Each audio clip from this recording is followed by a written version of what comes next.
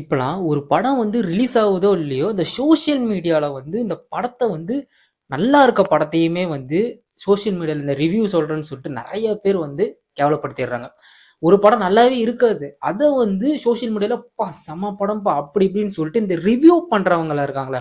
So இவங்களால தான் இப்ப வந்து ஒரு படம் வந்து ஹிட் ஆகுதா, இல்ல வந்து பிளாக் பஸ்டர் ஆகுதா, இல்ல வந்து ஃப்ளாப் ஆகுதான்னு சொல்லிட்டு முடிவெடுக்கிற நிலைமையில இருக்கு.